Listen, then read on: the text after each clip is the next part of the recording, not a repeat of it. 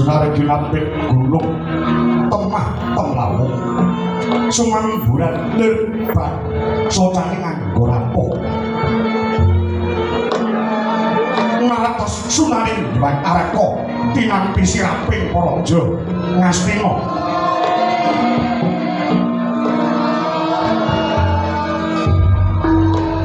marmadatan mokal kawis tinggal gilar Punang sirap labet mantulaken sorote Hyang Pratangga Pati Panjenenganipun asmaning Gusti Ing Maha Welas kang sarta maha asih Amrawanar buka kandha inggih negari Udita ingkang kaengka Adi Dasapura Eka marang Cawijadi luwih dasa 10 purwa kawiwitan sanadyan lokata titaing Jawa ing kaungkulan ngangkasa sinangga ing Pradiwi kapiting samudra paranggene kathah ing samyang bala raras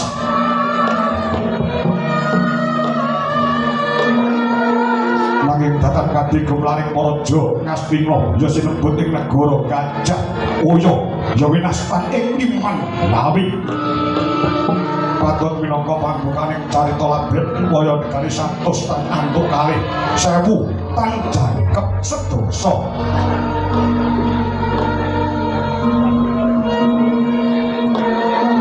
Lasih lembanging minangka dadya Nalendra jinejer minangka ratu ing negara Hastinapura menika ingkang kajejuluk Sang Nata Prabu Duryudana ya Sang Prabu Jaka Pitana Anggendari Sutadista Rastratmaja ya Sang Tripamangsa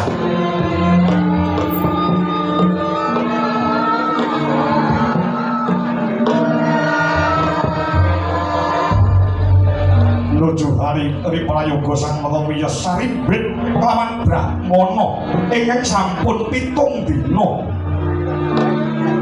ingkang jinejer minangka dadi dwija tegese guru tumraping para Pandhawa tuwin para Kurawa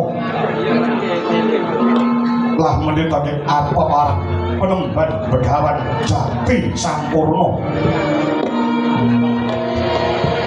marma datang moga para Pandhawa 5 samya ciklu ana ngarsaning Sang Wiku 7 dina kabyantara wonten negari Ngastina Meguru lawan Sang Penemban Begawan Jati Sampurna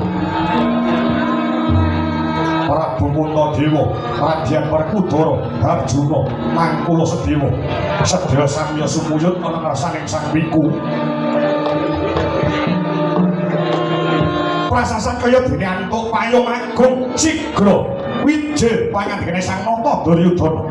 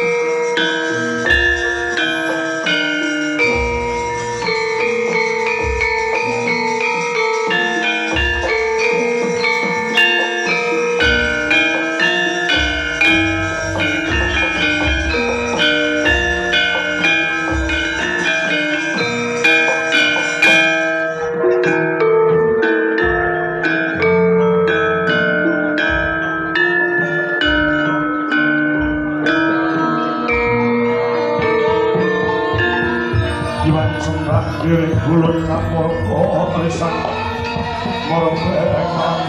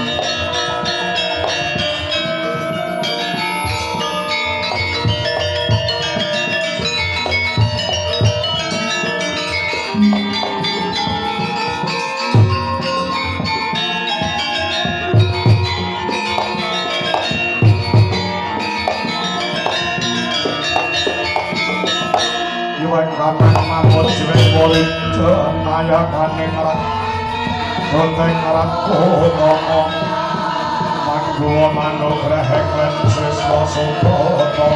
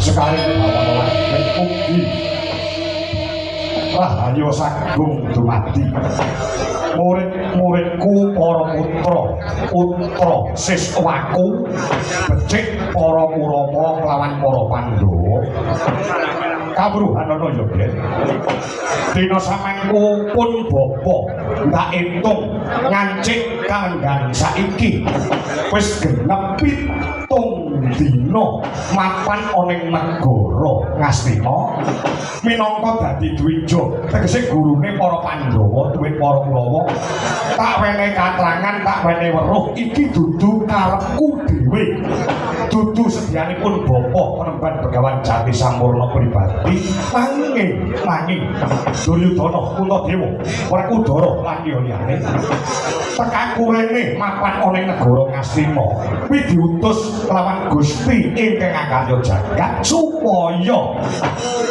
nglumpukake balung pisah kowe gelem ngaku monggo ora ya monggo nganti dina iki isih ana jurang pamisah ing antarane para Pandhawa tuwin para Kurawa sing durung bisa guyub sing durung bisa rukun.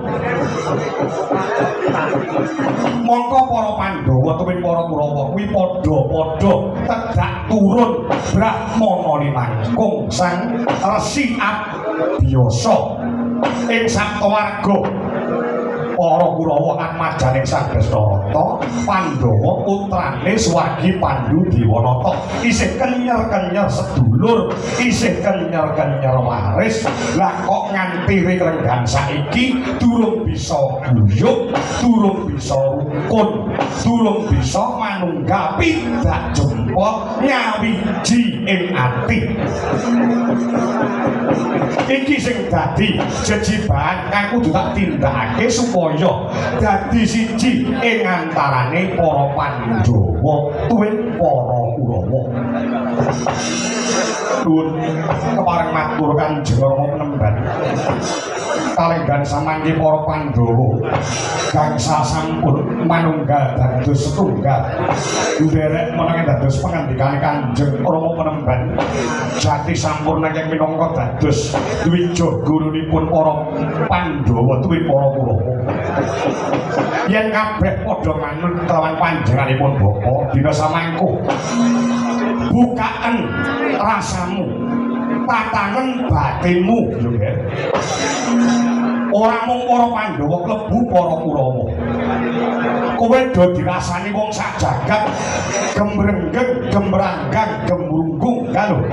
Ing atase tedak turun Brahmana linangkung. Lah kok padha gegeran, padha regejekan sing direbutke apa? Ora ana liya rebutan negara Ngastina. Rebukan negara Ngastina. Mongko kowe kabeh ora yasa, kowe kabeh ora gawe, ora babat-babat. Para Kurawa rumangsa andarbeni, Kurawa rumangsa duweni, Pandhawa ya rumangsa andarbeni. Kula dina samangku pun bapa mapan ana ing tengah-tengah. Aja rebutan perkara warisan iki mbebayani mesakne para leluhur kang wis murut ana ing Kasidhan Jati ing asmane wis jinempana ing angin cinandhi ing ngawiyat. Paribasane kowe kabeh mung karek nglungguhi klasa gumelar, mung karek kepenake. Lah kok do rebutan warisan geger karo dulur. Bumi goncang kancing langit, langit kelap-kelap katon legit sanging alis, legit sanging alis. Oh, alisan mawe gandrung sabarang kadulu.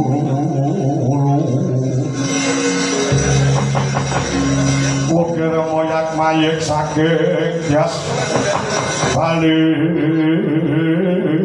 moro. Duryudana awan wonten pangandika ingkang dawuh Kanjeng Rama Puntadewa wonten dawuh penemban. Dina samangku tak jaluk mulunge atimu kang minangka dadi wakile dulur-dulurmu. Duryudana wakile para Kurawa, Puntadewa wakile para Pandhawa. Ilang ana jiwa memungsuhan, ilang ana jiwa memungsuhan kelawan para kadang-kadangmu becik Pandhawa kelawan para Kurawa. Saya aku tak nari kelawan si Puntadewa. Upama kowe takon rukun kelawan para Kurawa kuwi saguh. Nggih penemban. Sedaya ing dados dawuh pangandika paduka tertamtu kula badhe tindakaken. Jenyatanipun sedaya menika tumuju dumateng kesaenan. Menawi kajibah dinten samangke pados rukun kelawan para Kurawa. Tertamtu kula badhe tumandang damel nderek dawuh pangandika paduka. Ora Kudara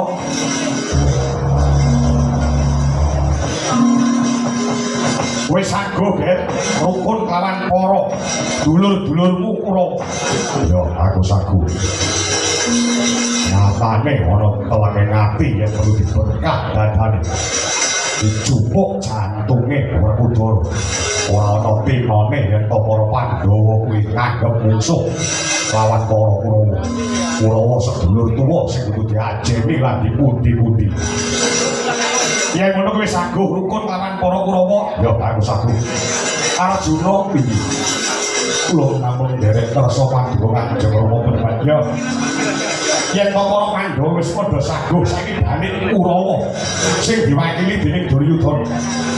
Duryudana wonten dawuh. Upama kowe takon rukun kelawan para Pandhawa wis saguh, nggih.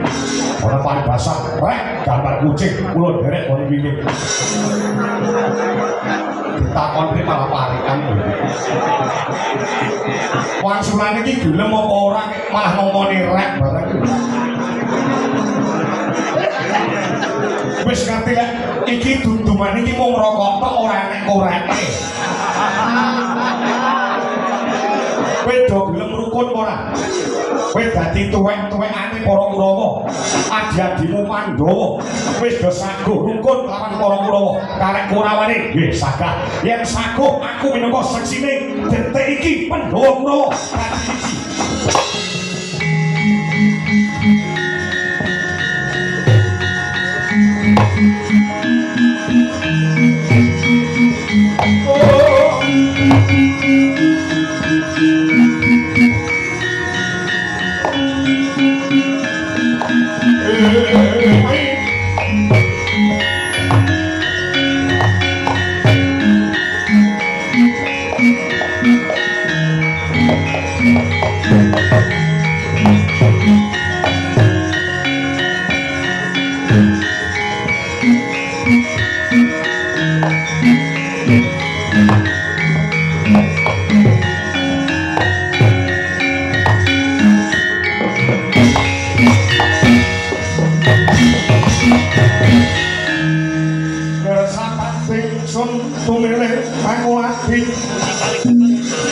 Hospita Medemenda kang parani mitering taman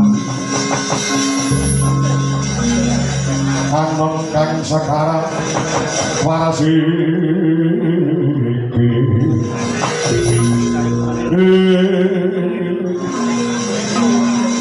swara jumagur ing angkasa kae mertandani kalamunta minangka seksi yen to dina iki wis ora ana jurang pamisah ing antarane para Pandhawa tuwin para Kurawa wis dadi siji eba senenge para leluhurmu yen to kowe kabeh padha gelem rukun padha gelem guyub lan aku ingkang bisa dadi asrana ngrukunake ngantarane para Pandhawa tuwin para Kurawa sing mas 50 tahun padha regejekan padha gegeran kanthi srana rukune para Pandhawa sing jare kodrate jagat kodrate Gusti ora iso diowahi dina samangko aku Begawan Jati Sampurna sing wis bisa ngowahi kodrate jagat ora ana liya Bratayuda Jaya Binangun bakale batal Bratayuda bakale gagal merga sing ngayahi Bratayuda Jaya Binangun ing antarane para Kurawa kawan para Pandhawa wis gedhek antuk pidak jempol ngetek saranggon wis dadi siji Bratayuda jakane jagat diowahi dening Jati Sampurna gagal Bratayuda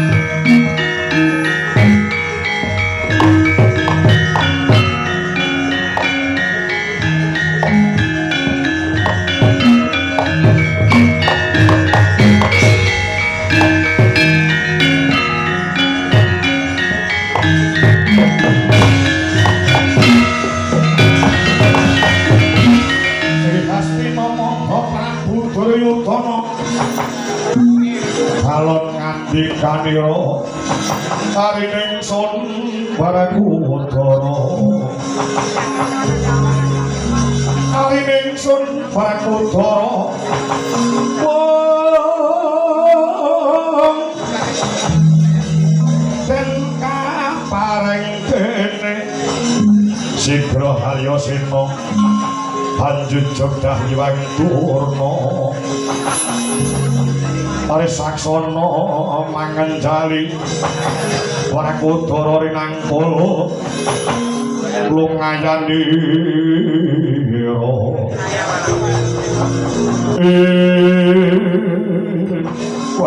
waduh krama penemban para Pandhawa boten klentu menawi meguru dumateng paduka sang penemban Begawan Jati Sampurna ingkang pranyata hanglangkungi kang sarta wedhik ringelenggan samangke kula derek binah lugunipun para Pandhawa menika boten nganti-anti dumadining Bratayuda Jaya binangun awit para Pandhawa menika gandrung lawan kerukunan gandrung lawan raos manunggal ya dina samangku sing luwih wigati kabeh mau kudu mawa tumbak tegese Jerbasuki mawa biya kelakone Panjaka kudu mawa pangorbanan kowe ngerti dhewe kalmonto kahanan saiki jagat durung bisa tentrem jagat durung bisa ayem kanggo srana dimen jagat iki bisa ayem tentrem kanggo tumbak kerukunane para Pandhawa tuwin para Kurawa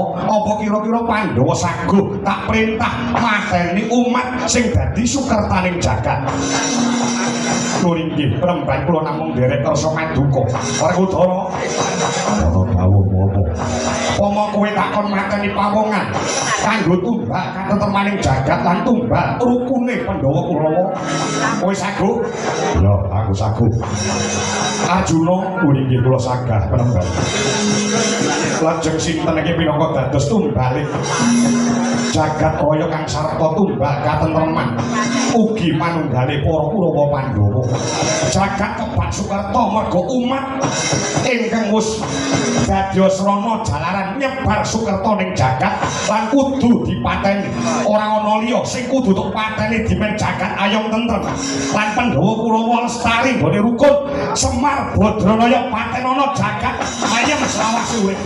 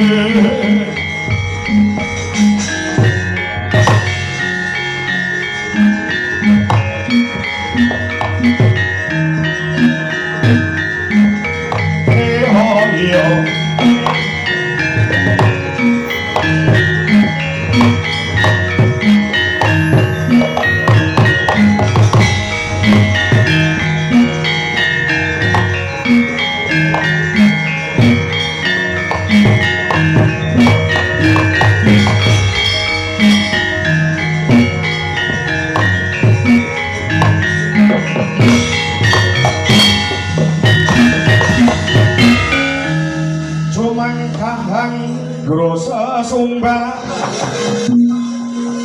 lindo para bumi gonceng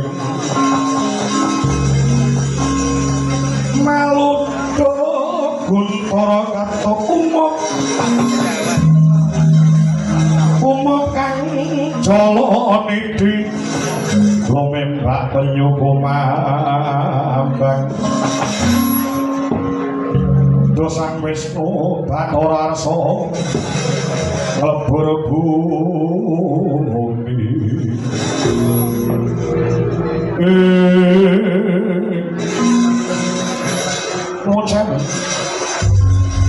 nuwun sewu bener keparenga kula radi majeng anggen kula ngabiyantara wonten ngarsanipun sang penemban Begawan Jati Sampurna supados cetha ngeglo kang tanpa warana anggen kula matur wonten ngasa paduka sang penemban Begawan Jati Sampurna sing aku dadi kongkonane sing gawe urip iki kula ragil Pandhawa pun Sadewa ragil Pandhawa Sadewa nggih maju lungguh ana wigati apa kepareng matur semendang datan karempit kula midhanget pangandika paduka pangapunten menungsa menika tipakipun padha lonjong ing atine mboten saged golong tegese wong 5 duwe penemu 5 wong 100 duwe penemu 100 monggo para Pandhawa sedulur-sedulur kula sepuh samya ciklu-ciklu wonten ngarsa paduka sang Wiku sedaya manut gugu dawuh pangandika paduka cocok lawan sedaya wedaring sabda saking paduka sang penemban ning tumraping ragil Sadewa kula mboten cocok kalih pangandika paduka ora cocok lawan apa sing tak ngendikake nggih sing babagan apa lan sing endi sedaya kula mboten cocok kapunten sampun ngantos gerah ing manah gelok ing lala sedaya kula mboten cocok sing endi sing tak ucapke kathah sing tak omongke iki akeh ingkang angka sepisan paduka naros dumateng para Pandhawa para Pandhawa saiki iki do rasa rukun Pandhawa Kurawa para Pandhawa apa takon rukun lawan para Kurawa saguh apa ora panjenengan kala malah sepisan ngendika ngaten ya pancen kaya mawon lah niku pitakon sing boten perlu dipun wangsuli lawan para Pandhawa awet napa wonten telenge batos wonten ceceking ati Kakang Mas Werkudara nggih ngendika kabeng kao dodo kajupuka jantunge para Pandhawa siji lan sijine boten wonten tulisanipun yen to Pandhawa menika nganggep mungsuh dumateng para Kurawa. Para Pandhawa menika nganggep Kurawa niku sedulur sepuh yen kedah dipun pundi-pundi lan dipun aji-aji. Lah, kenging menapa kok mboten saged dicak rukun? Niki pertanyaane utawi pitakone jane sing ora gelem dicak rukun ki Pandhawane apa Kurawane? Lah niku. Ose. Kok kowe ngucap sing kaya ngono? Nuwun sewu. Panjenengan menika lak nembe kemawon dereng ngetos kedadian-kedadian nggih sampun kepengker. Sampun ping pinten para Pandhawa menika badhe dipun kerenah patine dening para Kurawa. Wiwit nalika jaman akon bale si golo-golo. Bale si golo-golo Pandhawa cek nom, cek bocah. Ora ngerti apa-apa jare arep diwenehi separone negara Kastina. Jare separone negara Kastina bakal dipareke lawan para Pandhawa. Mergo negara Kastina kuwi tinggalane Kanjeng Rama Pandhu Dewanata. Nek ora ngerti sangkan parane dumati, para Pandhawa jroning turu kepati wonten jroning bale si golo-golo. Wanci dalu bale si golo-golo dipun obong dipun bakar dening para Kurawa. Tujune Gusti ngakar jagat ngayomi dumateng para Pandhawa, lumantar wujudipun garangan putih para Pandhawa luar saking geni ingkang makantar ngatar ingkang mangalat-alat kaya binar ngenteke jagat. Tasih kathah kedadosan ingkang minangka dados bukti yen to sedaya menika sing ora kena dicak rukun dudu Pandhawane ning sing ora kena dicak rukun kuwi Kurawane. Tur niki pun dadi mandi sadane Dewi Gendari sajeke urip Pandhawa Kurawa ora isa rukun. Kok nyangking-nyangking Dewi Gendari. Dewi Gendari iki sapa? Lah, sampeyan ngerti ta? Dewi Gendari iki ibune para Kurawa. Sampeyan iki pendhita tuwek dhewe pimpinan ngabani kancane malah dhek kleru dhewe. Ono kok ora gelem nyuweki raine. Wes, merokone. Mandi sabdane Dewi Gendari nalika semanten. Awit gelo penggalihe gelo atine Dewi Gendari diboyong saka ing Plasa Jenar jare dirabi dening Pandhu Dewanata ning tinemune jebul ora dirabi dening Pandhu Dewanata ning kon ngladeni Siwa Destarata bekasane anak-anak Kurawa gelo atine Dewi Gendari pitenono kowe Pandhu kowe wis nyakne hatiku wis ngrekasane hatiku gawe lorone hatiku pitenono sok nek aku duwe tejak turunku ora bakal tak lilani rukun lawan tejak turunmu Pandhu Dewanata disekseni jagat sayahene para Kurawa Pandhawa niku mboten saged rukun niku ingkang angka sepisah ingkang angka kalih ingkang angka kalih paduka ngendika kanicetha iki lho pendhita sak donya sing iso ngowahi kodrate jagat ya mung Begawan Jati Sampurna Bratayuda sing jare jangkaning jagat kodrate Gusti iso tak batalake biyo kelincipen pangendika paduka budidayane menungsa menika datan kuwawa ngowahi kodrate kang maha kawasa Bratayuda menika bakale tetep dadi merga Bratayuda menika dados telung perkara siji tagih tinagih ing antarané utang piutang angka loro luwaring nadar utawi kaul angka tiga pambras paring murka menika dumunung wonten ing Bratayuda Jaya Binangun lajeng kados pundi menawi ngantos Bratayuda bata utawi gagah semua ingkang dereng purun minggah wonten kasuwarga jati ingkang ngentosi dumadining Bratayuda Jaya Binangun napa boten mesak ning ngenteni ing tanpa wanganan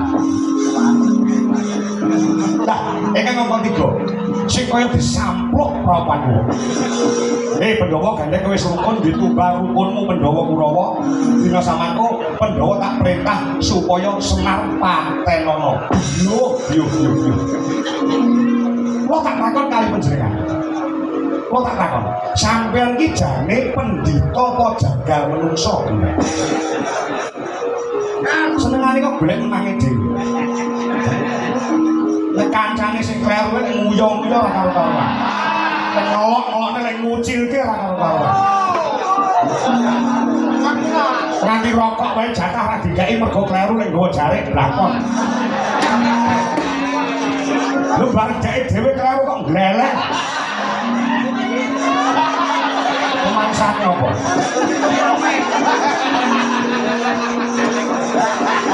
kok niki mengke dipun lajengaken bebayani Semar kok badhe ditakoni salahe Semar kuwi apa lupute Semar kuwi apa kula tak takoni Sadewa aku kuwi Brahmana kula ngertos Brahmana kaya aku iki lek ngendika kuwi mesti ana dasare lha iki sing pateni yen pancen jenengan iku Brahmana pendhita mapane dipundi lan ditata dipundi pengendikane ditata sulah bawane pendhita kudu kena nggo tuladha kok jenengan mak clemong Semar patenana niku dasare saking pundi dasare saka wangsit oh dasare saking wangsit iya wangsit saking wangsit saka dewa pundi dewa kayangan nah kabeh dewa ki ning kayangan ora nek dewa ning ngene Mbah Gajah ki sing genah lho lek ngomong ki sing genah wong kayangan ki pirang-pirang ana kayangan Kaendran Pukulun Bathara Indra kayangan Sidi Pangudaludha ki omahe Pukulun Bathara Narada Kayuwangan Suraya kuwi daleme Pukulun Bathara Guru sinten manggenahke pindhak kaliyan kula sinten ingkang paring wangsit dhumateng panjenengan sing paring wangsit marang aku ora ana liya pimpinane kayangan Suralaya Pukulun Bathara Guru kayangan Suralaya nggih kula tampi pangendika paduka mekaten kula nyuwun pamit buat nyandi kula badhe munggah dhateng kayangan Suralaya kula badhe buktekne bener-bener Pukulun Bathara Guru paring wangsit dhumateng paduka napa mboten sirmu munggah kayangan Suralaya terus karepmu petuk Bathara Guru. Wis ketepethuk kelawan Bathara Guru. Bathara Guru kula takonani, Bathara Guru, sampean bener-bener paling wangsit marang penemban Begawan Jati Sampurna apa ora?" Nek Bathara Guru jawab, "Yo, aku paling wangsit, mangke Semar sing mateni Sadewa." Ning koso wangsule, nek nganti Bathara Guru kula takoni, ora paling wangsit apa-apa marang sang penemban Begawan Jati Sampurna. Mangke nek enek apa-apa sampean mari tanggung jawab. Kula kowe tekan Suralaya ora bakal ketemu, ora bakal petuk lawan Bathara Guru. Sebab Bathara Guru bengi iki nginep ning dompet.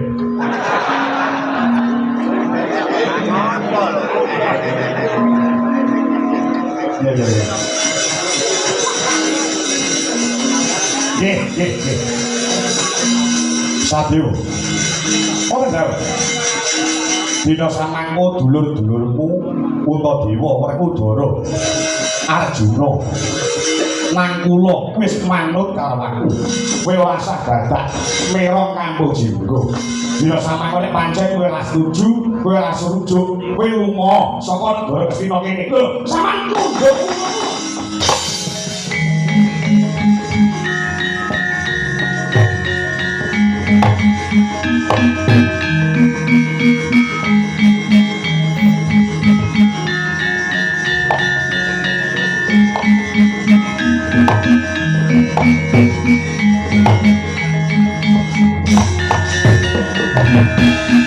Sampeyan nunduk lunga kula. Ya, pancen kaya mangkono. Yen sampeyan nunduk lunga kula tak takon. Sing menang nunduk lunga iki dayok apa sing omah? Sing menang nunduk lunga kuwi mestine ya. Aja mestine sing menang nunduk lunga kuwi sing duwe omah. Saurunge Kakang Duryudana dadi ratu Astina, ratu Astina sapa? Pandhu Dewanata. Yen to Sudarma Seda sapa sing Gumatinata? Yen to bapake mati sing Gumatinata kuwi anake. Anake Pandhu Dewanata menika Kurawa napa Pandhawa? Anake Pandhu kuwi Pandhawa. Yen ngono negara Astina iki omahe sapa? Omahe para Pandhawa. Kula pirangane Pandhawa napa sanes? Kowe pirangane Pandhawa tinemu kadang ragil. Yen ngaten mriki omah kula napa dudu? Kene omahmu. Mergo kowe tunggal tumrapé para Pandhawa, anak Pandhu Dewanata. Mriki omah kula napa sanes omahmu. Yen ngono dayoke sampeyan, sampeyan dayo kok mundhuk sing domanu karo sampeyan pripun?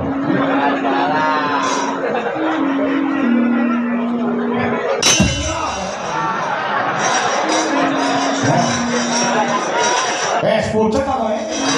Plentas-plentus. Kupinge dijejeli headset.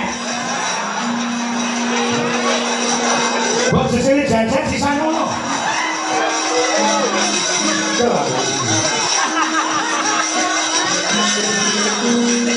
Kula sewu. Mriki iku hawanipun panas. Kula jane kek 7 dina kepengkeripun boten kerasan. Kula boten sah ditunduk kula badhe lunga. Tak nonton saka kaduan Sura Dira Jayane Karat Subrasta tapi kula gareng Mas Kuwi. Sapa disi ora ing kono Wahyu Sena nanggo tunduk sampeyan nggih. Awet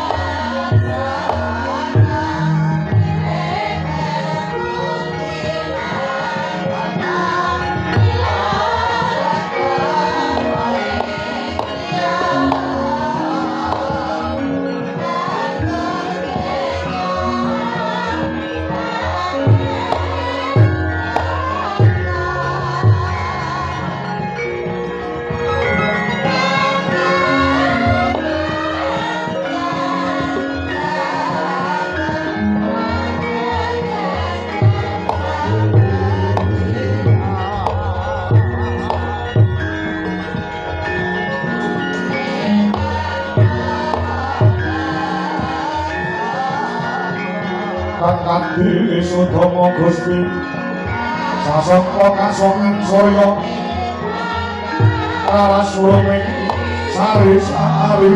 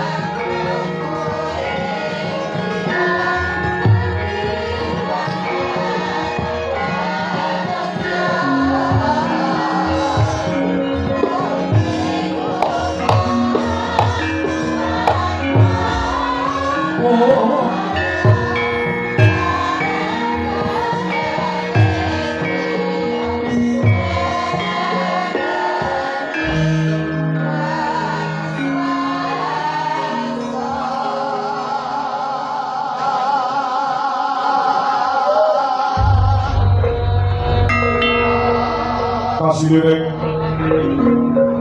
sami ana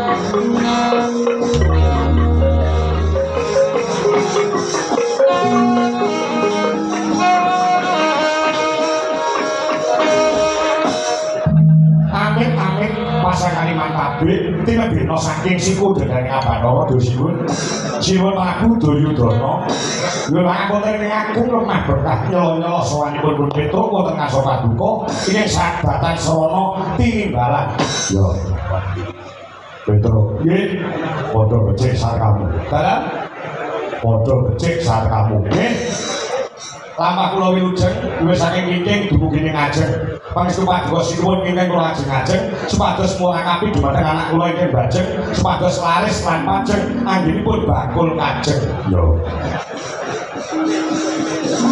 Kalau sapa Petro ayan kanggare kalian Bagong ora melu mlebu mboten Joko pinten Joko Parang lu ngaturaken mangabekti mugi kunjul sanget padha patur ing sinuwun. Ya wis apa bener sing Pak Sukertawana. Nggih, kula pundi? Kula tampi dasar jimati pisan kula. Ana wigati apa? Nggih, ngaten. Aslanipun lugunipun kula sowan mriki menika boten sowan sinuwun Prabu Duryudana. Nanging kula sowan sumusul pamundhen kula para Pandhawa. Sawetawis wonten bab ingkang badhe kula aturaken. Wonten ngarsanipun para pamundhen kula Pandhawa awit kula dipun duta, dipun utus lawan Bapak Semar. Terus apa piye? Kula badhe nyuwun wekdal sekedhap kemawon. Kula tak ngungkurke panjenengan madhep mrika supados cetha anggen kula matur dhumateng para pundhen kula Pandhawa. Ngoten nggih. Lo dipun ijensik karo sing di omah. Iki dak kira keru. Kula tak ngungkurke panjenengan madhep mriku supados sepan nggih kula matur dhumateng para pundhen kula Pandhawa. Dipun ilani nggih. Yo. Tak ilani nek aja suwi-suwi. Mboten. Kula nipun mek 50 kok. Kesuwen niku teng boyok mboten kuat. Samadya mawon. Yo. Tak ilani. Nek aja nganti nikah tata-tata modal negara. Wis saged dawuh.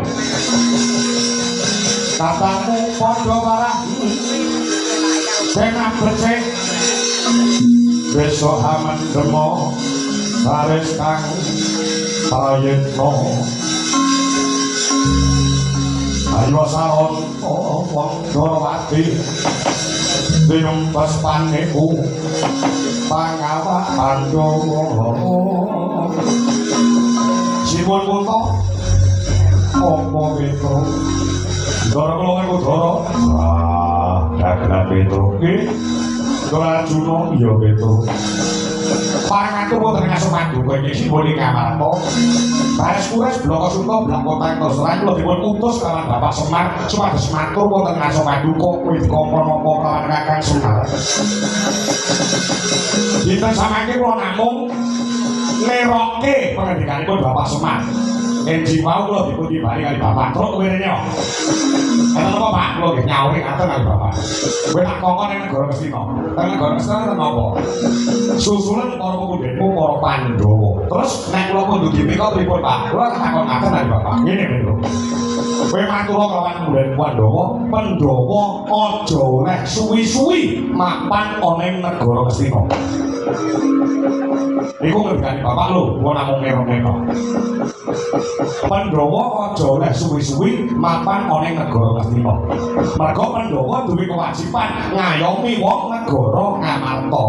Tur nek iki engko para Pandhawa kesuwen mapan ana ing negara Ngastina, bakal ana kedadean wong bodho ngaku pinter, nek ora prayitna sing pinter iso keblinger. Lah niku ngendikane Bapak. Wong bodho ngaku pinter, nek wong prayitna sing pinter iso keblinger. Lah kula takokke, kabeh pripun to, Pak? Kula ngaten, ngene lho. Nek negara Ngastina kuwi enek wong anyar, kuwi asline goblok. Asline bodho, nek ngaku dadi wong pinter. Lah sing pinter-pinter iki kok ora prayitna iso keblinger. Lho, matur iki.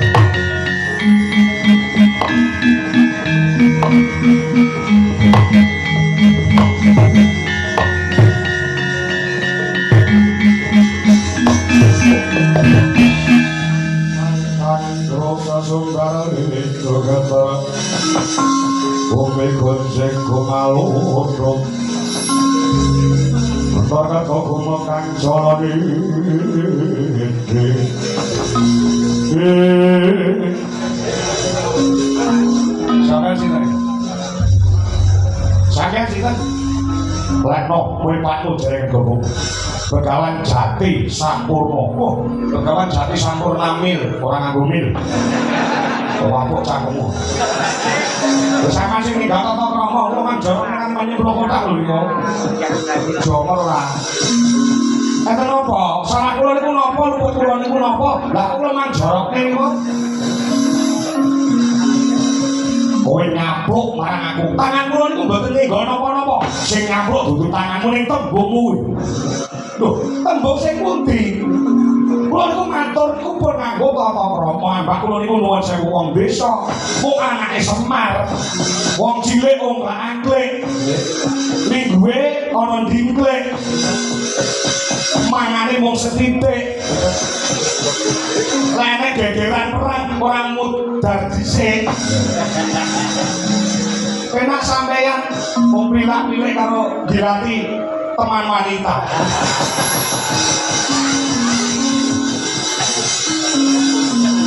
Sing tak karepake Gonmu duweni tembung mau nyambur aku sing pundi? Kowe kandha lamun kene iki enek wong anyar, kuwi asline goblok ning aku wong pinter. Kuwi sing wong ageng goblok aku pinter. Kuwi mesti aku. Kula mboten ngarani nek sampean ngaku dhewe lho. Wis sampean ngaku dhewe lho. Ora dene ngono sak ngene iki sing anyar aku tok. Yo ora yo Dik, aku lagi orang dina bedane. Aku lagi orang dina bedane kene wae dhisik. Ngomong iki bakal dhewe. Lah iya ya tau ngono. Ora iso meneng dina-dina iki.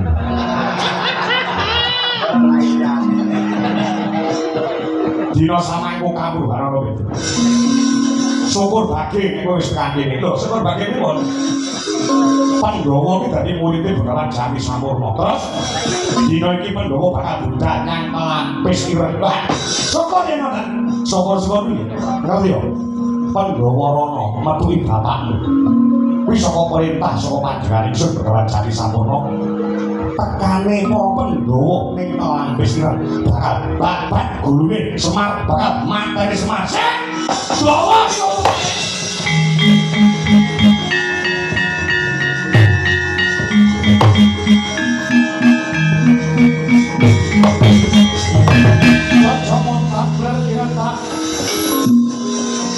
Supaya ya sipi cocok pangawi wongis kumajon pakoning pati kumajon pakoning pati netro kocak mondar andir hidupnya mangolo cokro papan hambarat beranang sinuman marang sagedeng mondar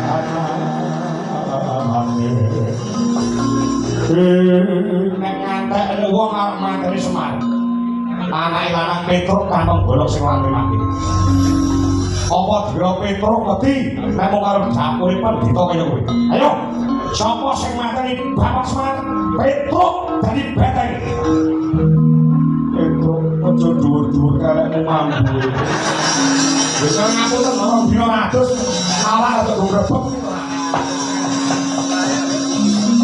Terus kamu piye? Sampeyan mboten sak nabok nyilih tangan. Nek pancen arep mateni bapak, aja perintah marang para Pandhawa. Mangayai dhewe. Ning sadurunge sampeyan petuk Bapak Semar. Oke, bayar depan-depan lawan anake lanang Petruk kantong bolong yen kowe nantang lawan aku. Nantang ya kena. Mergo sing disiki perkara sampeyan. Sampeyan obat-obat banyu bening. Semar saya apa Semar kleru apa? Lah kok bakal dipateni. Semar dadi suketane jagat. Nek arep belani apa kang-kang padane dosane kawan bapakmu Semar. Apa dikira Petruk wedi? Nek ngejak geger ayo nyododol didodo ayo metu njaba. Nyapa ditokne njaba, tokne jero penak. Tokne njaba. Wah dene ora geger jane iki. Ayo alon-alon pateni.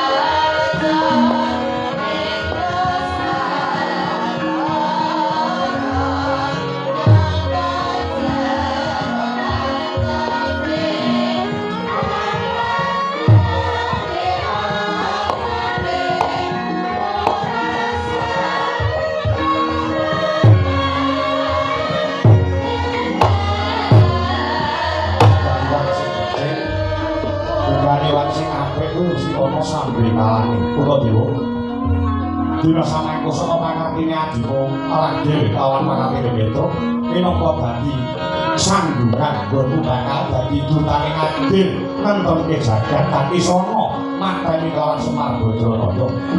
Kuwi iki tenan. Kapan mangkatmu nyang wis kira. Pirangan samang iku nyuwun pati.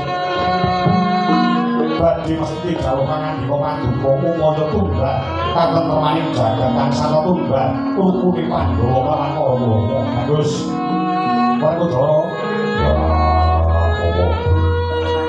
Kapan boten budal? Saiki ora budal. Ngatepi tembung saku. Masa mangko aku bakal budal lapis iki. Ora pojo bali nek Aswira lho. Lowo layone Semar Badrana. Iya. Arjuna boten dalu.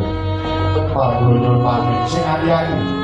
Sinarpan sembah Gusti, muga-muga lulus raharja. Lakune para Pandhawa golek-golek tumbal katentremaning jagat raya.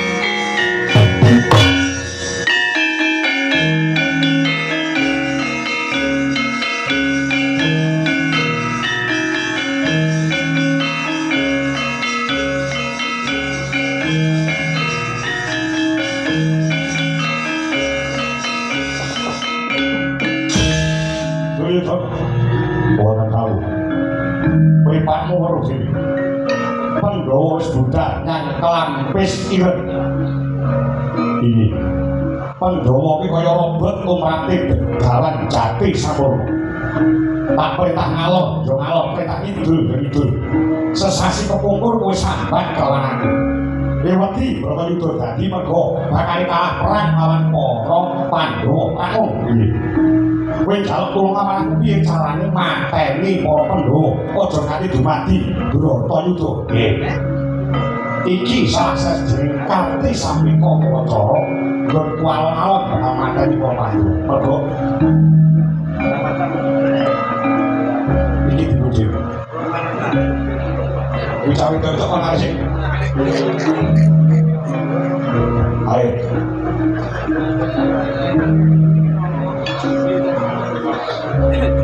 Pati kekuatan Pandhawa kuwi dumunung ana ing Semar Badrana. Nek iki Semar tumeka pati sing mateni para Pandhawa. Pandhawa kuwi dadi wong ringkih kaya dene gajah sing tanpa kelalih, macan sing tanpa siung, ula sing tanpa wisata. Pandhawa ken biyen Windraya pendhita sapa wae lakon materi. Begawan Lumana, Begawan Trilocana, Begawan Gurudahana, gagahan kabeh to materi para Pandhawa. Iki mergo Semarji urip. Nek Semarji ku mati, Pandhawa ki ana apa-apa. Lho, cara dene wong ngetok wit ana pinggir dalan. Kae pan-pangit. Pangkasi kuwi dhisik. Oyote guake diambune gampang. Tur Pandhawa duwe kadigdayan. Pandhawa Semar ora pojo-pojo nampa kekuatane para Pandhawa. Ya, paham? Nggih, sampe tahu. Mantuk kan. Iki mengko yen to wis Semar mati, aku dhewe sing dadi algojo serta luger gurune para Pandhawa 5 boko 1. Matur nuwun. Matur nuwun. Ya.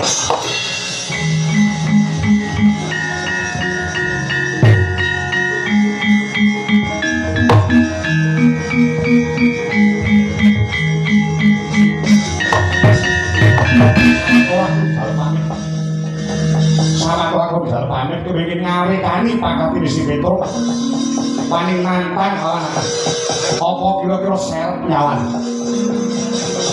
apa panjen seret nyawan wani nantang kawan Begawan Jati Sampurna sing dari kongkonan sing gawe urip sekarang ini gak gondo arum muga dadi sayane ora pulomo kok kasih kawan gondo sama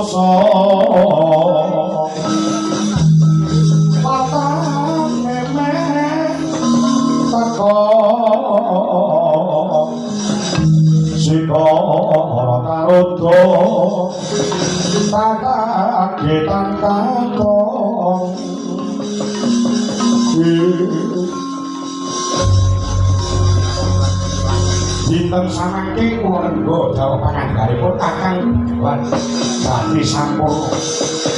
Yai Prabu Manik Sasmita padha jiwa tenan boten dawuh. Ana sing bakal dadi jalaran. Dadi sandungan nggonku bakal nuruti karepe Duryudana. Mateni lawan Pandhawa dagelan Petro sing wani mantan lawan panjenenganing Sundha dina samangka sehat ora njogo. Muga-muga entuk pengasih saka korbane Gusti Kemawas. Wasih takon ningkes nyawane Petro. Dheweke sajae paribasane kutuk marani Sundha paling mantan lawan panjenenganing Sundha. Dewa Dewa, boleh tahu. Saya nomor radio bolo. Patot lanang kira daman, hari sampai buka timur. Gula ini itu masalah tugel gula. Budhano radio bolo kan keras, Dewa.